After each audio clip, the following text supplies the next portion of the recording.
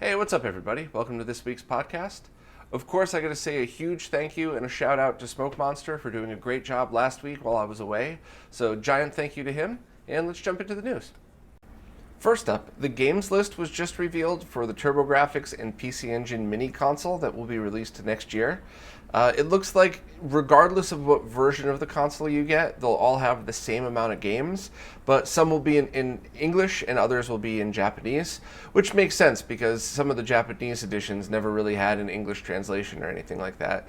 But the games list looks to be great. It looks to be pretty fair for PC Engine lovers. So I guess at this point, it's really all down to the quality of the emulation. Is this going to be something neat that people buy just to sit on their shelves because it's a mini console, or is it something that you could actually use and enjoy? But we won't be able to tell until next May, I believe. And I guess if there's any other news, I'll keep everybody posted, but the full games list is listed in the post. When I was out on the West Coast, I was able to meet up with Smokemonster and do an in-person interview. And stuff like this I like to call a conversation with, because usually, at least mostly in the past when I've titled things an interview, it's somebody that I'm introducing to the channel for the first time or more of a formal sit-down. And I really think there's a lot of times that I just would like to have conversations with fellow retro gamers that other people might want to listen to. And I think this is the perfect example. Smokemonster is awesome as always. It was very chill to hang out with and talk to. And you know, while this is much more of a podcast, probably listen audio only style, it's something I think a lot of people might enjoy. They're always going to be up there on the video services for people who would just prefer to do it that way. I know depending on people's setups, it's easier to just leave a YouTube video running in the background and try to mess with a podcast app or something. But that's, once again, not to repeat myself for the millionth time, but that's why I like to put these things that aren't required to have video on every platform possible. That way people could just listen for free and not worry about it. So definitely give it a listen. Always fun to talk to Smokemonster, and I'm going to have a whole bunch more a conversation with coming up soon, as well as, of course, some more formal interviews and everything. But either way, if it's up to me, I would do everyone in person, because the flow of everything is just so much better.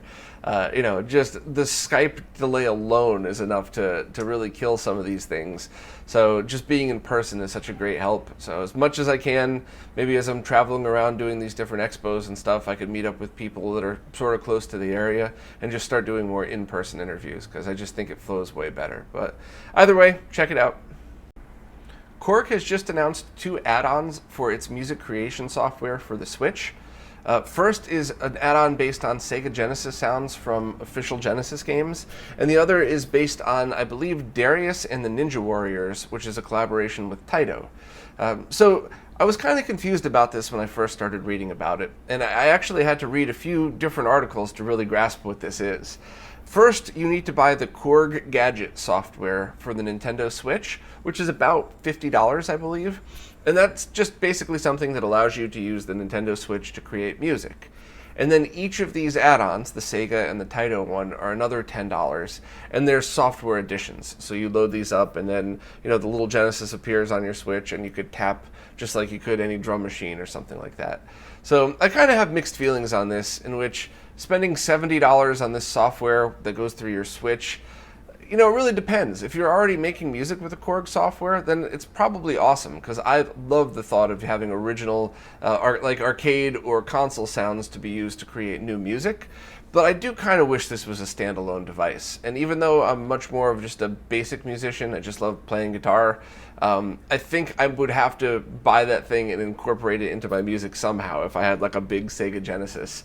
But unfortunately, it is software only. So I guess it really depends on how you feel about that. If you're at all interested in making music using game sounds, it's at least worth reading up on it and seeing if it's worth it to you. And I guess if anybody has any experience with the Korg Gadget software, maybe post in the comments and let us know how you feel. I'm just a little bit leery to do things when you spend time learning Reaper or Pro Tools or a lot of the more professional softwares that could be just immediately exported into a pro session. I'm kind of always leery about using mid-grade stuff. So is it mid-grade? Can you take music that you've made in Korg Gadget and import it into a Pro Tools session or something? Anybody that has any insight on that, please post. And if not, maybe one of these days I could finally get around to testing this, as well as that other DAW plugin that allows you to make churn MIDI into Genesis and Master System sounds. Music and game hardware are my two favorite things, so I guess in beer too. But so obviously, if I ever have time, I'd really love to do a video about all this stuff together. But for now, check it out if you're interested, and please let me know if you've had experience with it. Early adopters of the just released Raspberry Pi 4 are going to run into some issues with USB. The first is a hardware issue with the USB-C charge port. The way it was implemented incorrectly identifies the Raspberry Pi 4 as an audio device, meaning the only way to get it to actually charge is either by using the official Raspberry Pi 4 charger or using a non-E-marked charger, which I'm not really sure what that means, but it seems pretty straightforward. I think I would just buy the official charger, and it's only $10, but it is a bit disappointing for people that already had a solution that they were going to use with this, and now they have to buy something else. I'm sure it was also pretty frustrating for people that bought this and tried using a different charger and couldn't get it to power on and didn't know why. But I guess the team said that they're going to address that in a new hardware update. I'm not sure when that's happening. So if you've already bought it or if you're buying it right now, just expect to use the official charger. And the other USB issue is a new firmware update that allows the USB controller to run more efficiently. And by doing so, the tests that PC Gamer ran showed that the original firmware on the Pi 4 with a heatsink performed pretty much identically to the newer firmware on a Pi 4 with no heatsink at all, which means that overall you get better performance and lower temperature just by using a firmware update, which everybody kind of wins. Unfortunately, though, it's not as easy as just plugging this into a computer, loading up a program, and then hitting update firmware. I believe the general procedure for this, and I could be wrong, but I'm pretty sure you're supposed to load the Raspbian OS onto an SD card, then install update software that I believe is pronounced Hexa. I'm not really sure. And then you have to update by running a script and then rebooting. And of course you have to manually type the script into terminal, because I believe it's a rule that Linux experts aren't allowed to create GUIs to allow less knowledgeable people to join the platform. TR Fightstick has just opened up pre-orders on an all-metal Neo Geo MVS shell designed for the MV1C boards. So anybody that's seen an MV1C has either seen it just board only or seen it with the plastic that it comes with, which, if you remember correctly, was designed to be mounted inside of some kind of stand-up cabinet. So it's kind of ugly and not really meant to be displayed, whereas this all-metal shell looks really nice, and there's still the hole for the JAMA adapter to fit through, so you could use this in or out of a cab, I believe. They're $125, and I believe there's going to be several colors available. So if you're the type of person that uses your MV1C both in and outside of your cabinet, this might actually be a great choice for you. And most importantly is that we all have choices now. Stuff like this is really cool, and I think I know a lot of people that would buy it just because it'll make storing and carrying their MV1C easier. GameTech has just opened pre-orders on fully assembled Game Boy Advance Consolizer kits. So these are kits that already have the Game Boy Advance installed, everything's put together, the Consolizer's in there, and they come in both types of plastic. The type that uses the Game Boy Advance itself, which is good if you want to use that as the original controller, or it just comes in the fully consolized version where you have to use a SNES controller. They're priced at $350, which is a bit expensive, but if you take everything into consideration, if you don't have time to work on this, you don't trust your soldering skills, you just want to buy something that's done, this might just be a great option for you. Stuff like this, I always recommend when people do mods for the first time, or if they aren't comfortable with it, to just kind of think about what else could go wrong. Is this a perfectly working Game Boy Advance? What if something goes wrong during your installation? Will you know how to fix it? So I think the majority of modders would rather just do this themselves, which is totally cool. But this is a great option for the people that just want to go out and buy it. Unfortunately, some major publications have picked it up and really just focused on the price of the pre-built kit and not really even focused on the fact that you can just buy this yourself and install it. But, it's mainstream. They're not going to pay more attention than 2 seconds of reading. So either way, if you're interested in how to do the installation, Voltar's got a great installation video on it. GameTech has a bunch as well. And of course, I have my full overview on the Game Boy Advance Consolizer should you want more info. I believe My Life in Gaming is coming out with a video for this soon as well, which I'm excited to watch. Even though I already know everything about this thing, I'm always interested in their perspective on it. And I think somebody compared this to a Retron 5 as well, if you were interested in comparing apples to oranges, I guess. Darksoft just released a new menu and firmware update for his MultiAES Neo Geo ROM cart, and mostly it seems like a bunch of quality of life updates and bug fixes and things like that. When I tested this, it definitely loaded the games faster. I don't think Darksoft mentioned that in his list of features, but while the games only load a few seconds faster, because of the new way the menu loads and it's a little bit snappier, it might feel like overall it loads faster, especially if you use it in one game at a time mode, like I do and like I know Scott does, where instead of loading up all the slots, you just load one game at a time as you need to use it. And overall, it just feels a little bit snappier. So it's one of those things where if you own the MultiAES, just put on the new firmware, no doubt. As far as the menu goes, I'm not sure what was changed there other than there's definitely support now for the monitor test tool, which is one of those things that it's free, so if you own one of these ROM carts, you should just put it on. I think the most use that I have for it is the checkerboard pattern for calibrating my capture card whenever I do direct captures.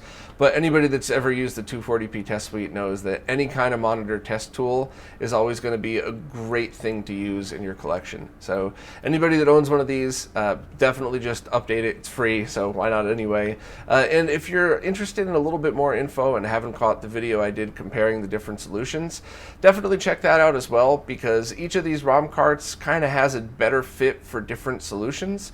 So while one might be perfect for you, it might not be perfect for somebody else, and vice versa. So definitely check that out to see which one fits your needs best. And once again, if you have the Darksoft cart, just load that right up. And speaking of Neo Geos, there's a new Supergun available for MV1B and MV1C motherboards, which I believe are because they're both JAMA. The kits are available only as do-it-yourself. None are pre-assembled, but they're really cheap. The main kit is $37, and you have to just assemble all the parts that it comes with. If you already have a ton of parts laying around, you could also either get just the PCB or just the PCB with a JAMA connector for $7 or $12, which is pretty cool. And I like the thought of this, and I'll kind of give the overview and my basic impressions. I haven't tested it yet, but just looking at it, you could tell it takes the high voltage video output of an MVS and attenuates it down to normal video levels, plus has 3 different potentiometers there for people that want to dial in the perfect 0.7 volts to get that best signal you can. Perfect use for the monitor test tool, by the way. And it has an on-off switch, a Neo Geo style DIN connector, so the same that you'd find on an AES, and could be powered either by a standard Molex connector or just a barrel connector if you have the 5-volt mod done to it. So that barrel connector is handy because you could just get an external brick and be done with it. I don't generally like doing power mods just because I'm just very leery of messing with power. So if I were to use this particular one, I would probably use a Molex connector and like a good quality PC power supply or something. You could technically run these without 12 volts, but sound won't work. So I think there might even be a sound mod you might be able to do to allow you to use a barrel connector as well. But either way, there's some pretty cool choices in this. And it looks like a great cheap solution for experts. And I would strongly suggest that with this and any Supergun, you really check every board that you use on a scope. And while a few years ago that might have seemed a little bit crazy and unfathomable, but you can get that cheap ON scope for $100 now. I did the video detailing how to use it, and all you got to do is just make sure that the RGB and sync lines, as well as the audio, are all within a certain voltage.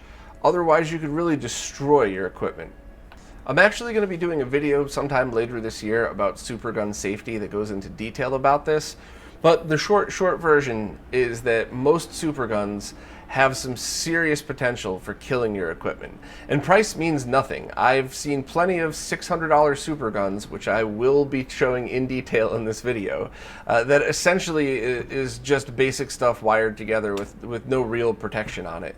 And if you don't test it, you can and will blow out your OSSC, your G-SCART switch, possibly your RGB monitor. So just in general, I'm not harping on this particular one. If you're using a Supergun that's not a brand new Hass or Sentinel, because remember, people could change those around and sell you those used with different settings on them. So I guess essentially every single Supergun you buy, whenever you use it with a new board, I would really just probe those lines and make sure that the voltage isn't too high.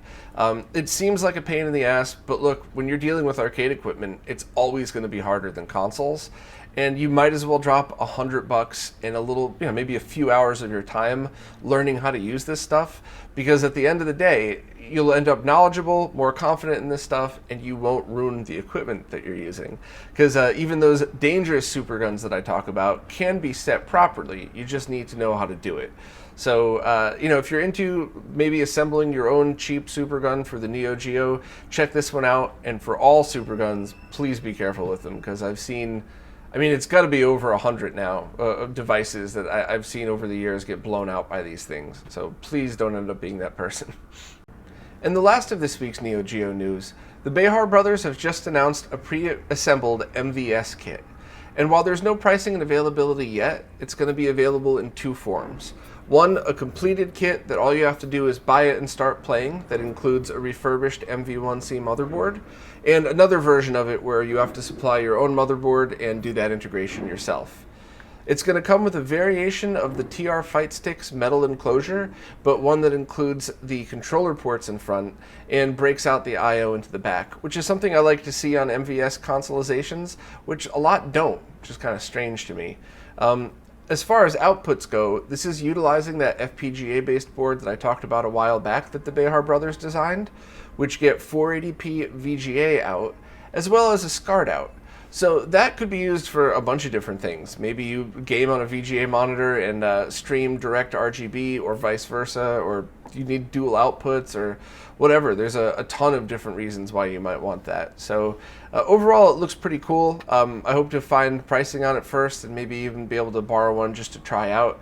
But there are a ton of different MVS related things coming out this year, and I'm both a little frustrated by it and I kind of love it. Most importantly, I love it because there are so many overly priced, not that great MVS solutions that have been sold for years, and some are even mistakenly coveted as great until you pop them open or you put it on a scope and you realize maybe it has a good case, but the only other good thing about it is the original motherboard. And that's the opposite this year. I'm seeing a lot of really cool stuff designed for either low price but good quality, or fully featured, everything you could get out of this. But it is going to get confusing, both as somebody who might be watching this wondering which to get, and as somebody trying to recommend the best. So at the moment, the only advice I can give you is just take a look at any of the cheaper solutions that are available today, and keep in mind that there's still a lot more coming this year, and then decide for yourself what fits your needs best. If you, for example, really need a VGA outputting MVS, this seems like the best solution for you without a doubt.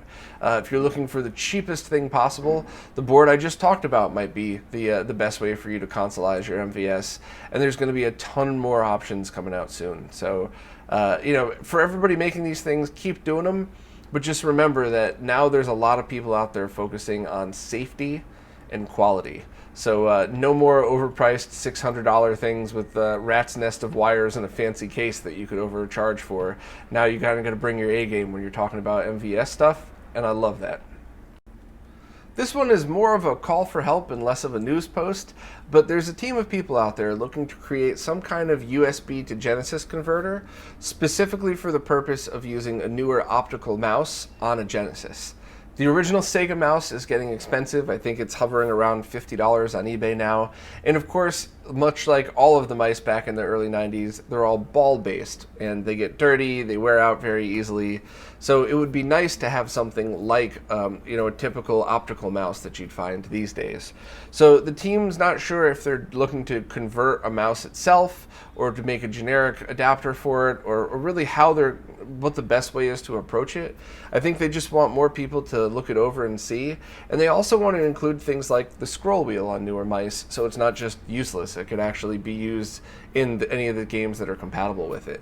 Hyperkin seemed to have nailed it with their Super Nintendo optical mouse, one of the few things that they seem to really get right, and no one seemed to have done that for the Sega mouse. So if anybody has the ability to work on something like this or already has some info, maybe just check out the link to the forum and see if you could add anything to it, because I think it would be very cool if we had anything from an adapter to a do-it-yourself conversion kit for existing mice to be able to get a cool different mouse experience out of the Genesis.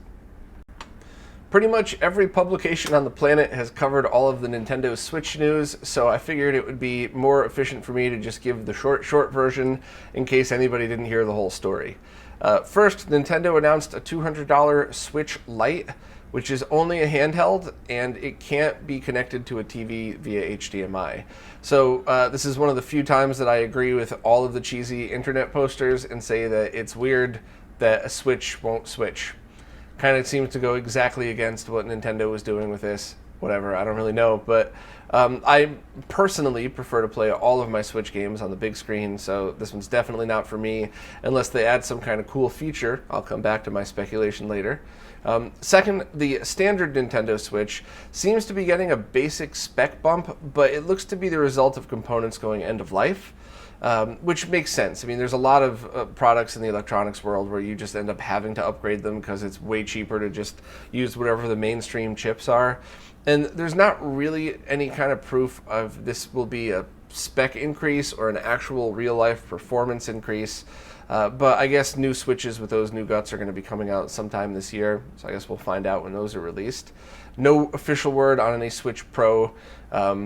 And the last announcement was that 8BitDo announced a Switch controller that you could program the buttons on.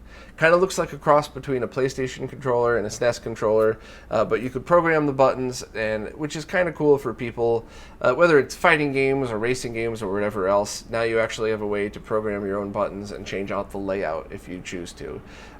That's going to be $50 and ships on August 7th. And the pre-order links to those exact ones are right in the post for anybody interested.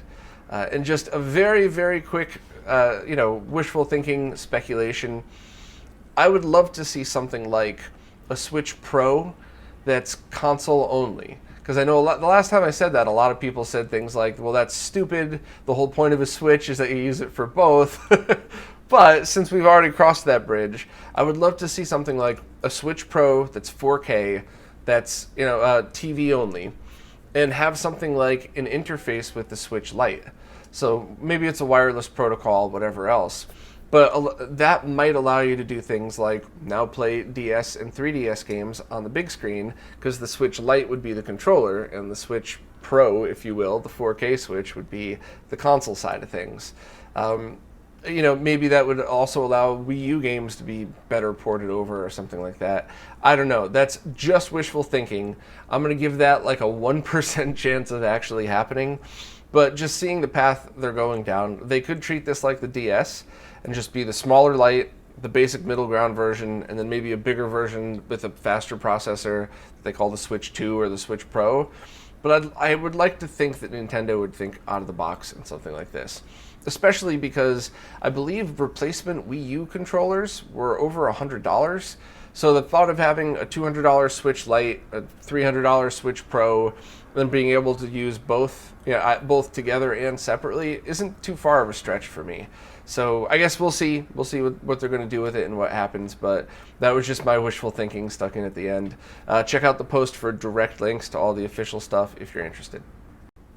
I recently saw a video that showcased a NES emulator for VR headsets. So essentially you load your NES ROM in it and it displays it in a very odd 3D or 2.5D type of aspect, and it looked really intriguing. So I was hoping to both tell people about this as well as ask if anybody's tried it and what I could expect as a retro gamer. I believe the video I watched was with somebody that was more of a modern gamer, so while it was a cool video and it's linked in the post, hearing it from somebody that's a predominant retro gamer might give me a better perspective on these things. I'd love to try it out. I don't have any VR headset of my own, And I'm still hesitant on whether to invest in that yet. I just went to a place in New York City yesterday, in fact, called Jump Into the Light. And they're basically just like a VR arcade. Great staff, great equipment, everything was cool. They walk you through everything so you don't have to be confused. But I had mixed feelings about the VR itself. So there was stuff like walk the plank, which was very cool, but you can't see your feet. So that was disorienting. I like heights in real life, so like I would totally hang off the side of a building anyway. But doing that and looking down in VR and not seeing where your feet are, that was pretty disorienting. There was one where you kind of like fly around, and that was pretty neat too. But the one just basic racing game, just a straightforward, you put on a helmet and you're in a F1 car, got me really dizzy, even just going in a straight line. So I'm not sure if it's super low frame rates that mess with me or what the deal is, but I'm not sure if VR is quite for me yet, but I would like to keep trying it, and I really truly believe that it's a platform that it's in its infancy, and it's going to grow to be something way better in the future. But if anybody has any suggestions on that, I saw that there's other places to try in New York. I certainly don't have any complaints about Jump Into the Light, but who knows? Maybe there's different equipment at different places. So if you have any suggestions, please let me know. And also, a funny aside, they had some of the arcade 1-up cabinets at this place. And it was my first time getting in front of one personally and actually playing Street Fighter. And I had such mixed feelings because it kind of played like shit and it kind of looked like shit. Like when it was standing still, it looked really sharp and really great, and the aspect ratio seemed okay. But any kind of movement at all, there was like flickering in the background that I think would be distracting to anybody. Maybe it's just because I see it and I know it's not in the original, so that's really distracting me from the game. But it seems like the type of flicker that any gamer that's never played Street Fighter before might sit down and kind of go, all the flickering's bothering me. I don't know, but that was kind of a funny bonus, was that I got to check that out as well, and I'm definitely glad I didn't invest any of those. I do see people's points about if you get them on sale, they are excellent toys, fun for kids, but I could never see myself actually sitting on one of these things and really playing a hardcore match on it. So, oh well. But anyway, check out 3D Sen VR if you have any kind of 3D setup at your house, 3D VR setup. And if you're a retro gamer and have this, please let me know your perspective and let me know what you think. Well, that's it for this week. Once again, a huge thank you to Smokemonster for stepping up and being able to fill in on the podcast last week while I was working on a different project. And I really enjoyed that, and I hope to get more guest hosts to this as well in the future, both because I really like hearing other people's opinions. I mean, it's still the same news, and it's still everything retro gaming related all in one place, but it is cool to hear different people's opinions on different topics, and especially because each of the writers are really experts at their own little thing, so it's great to hear what people have to say about that. So maybe I'll talk to more of the writers and see if we could have more guest hosts fill in. And on a selfish note, this would also allow me to spend a little bit more time on some of the other RetroRGB related projects. That way I don't have to go do a project and then come back and spend the next 4 days working like crazy to catch up with all the work I missed. But anyway, thanks to the whole team, and of course, and most importantly, thank you to all of you that watch, listen, and support, because without all of you, none of this could happen. So thank you very much, and I'll see you next week.